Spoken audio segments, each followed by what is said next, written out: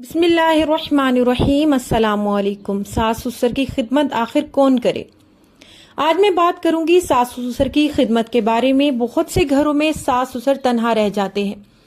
कुछ लोगों की बेटियां नहीं होती, मगर जिनकी बेटियां होती हैं वो अक्सर दोहरी जिम्मेदारी निभाती हैं, क्योंकि एक तरफ अपने माँ बाप, दूसरी तरफ सास ससुर। ऐसी बेटियों को एहसास होता है कि जैसे इसके माँ बाप तन्हा रह चुके हैं। ऐसे ही मेरे सास ससुर हैं। बहरहाल बहुत आला सिफ्त और बुलंद बख्त होती हैं ऐसी बेटियां जो सास ससुर को अपने वालदैन समझकर खिदमत करती हैं।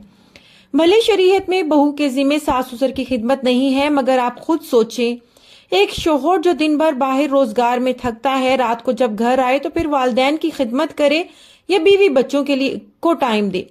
बीवी के जिम्मे शोहर की खिदमत वाजिब है, शोहर के लिए आसानियां पैदा करना वाजिब है। अगर एक बहू सास ससुर की जिम्मेदारी से इनकार करती है, वो कभी अपने शोहर और अपने रब की पसंदीदा नहीं हो सकती। यहाँ एक शरीयत का छोटा सा वाकया मैं शेयर करूंगी। प्लीज दिल की आंखें खोल कर सुनिएगा। उम्मीद है कि आप सब बहनें सास ससुर की खिदमत अपना फर्ज समझने लगेंगी। सास की खिदमत और शरीयत का हुक्म, एक बीवी के सवाल का हल। इसमें भी अकल वालों के लिए बहुत सी निशानियां हैं। शेख मोहम्मद रावी से एक औरत ने सवाल पूछा कि इनके शोहर की वालदा बीमार रहती हैं। शोहर तकाजा करता है कि मैं इनकी माँ की खिदमत करूं, मुझसे ये सब नहीं होता, क्या मुझ पर शोहर की माँ की खिदमत वाजिब है? इस औरत ने रावी से सवाल किया। शेख ने जवाब दिया, नहीं, तुझ पर शोहर की माँ की खिदमत हरगिज वाजिब नहीं है। हाँ, अलबत्ता तुम्हारे शोहर पर वाजिब है कि वो अपने वालदैन की, अपनी माँ की खिदमत करे। फिर शेख ने इस औरत को 3 हल पेश किए, जिसमें से पहला हल ये था, वालदा को घर लेकर आए और दिन रात आपके शोहर और इसके बच्चे अपनी माँ और दादी की खिदमत करें। इन पर यह वाजिब है, याद रखें, आप पर वाजिब नहीं है। दूसरा हल, वालदा को अलग घर में रखें और इनकी देखभाल, खिदमत और खबरगिरी के लिए वहां जाता रहे। अगर वालदा ये तकाजा करे कि रात इनके सरहाने गुजारे तो माँ के पास रुकना इन पर वाजिब है, याद रखें, आप पर वाजिब नहीं है। तीसरा और काबिल गौर हल ये है कि वालदा की देखभाल के लिए एक नर्स रख लें।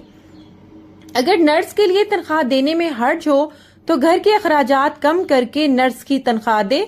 नर्स की मौजूदगी में आपकी वालिदा के पास आते जाते फितने में पड़ने का भी खतरा होगा, तो नर्स से शादी करना वाजिब होगा। इस तरह वो 3 नेकियों को जमा करेगा।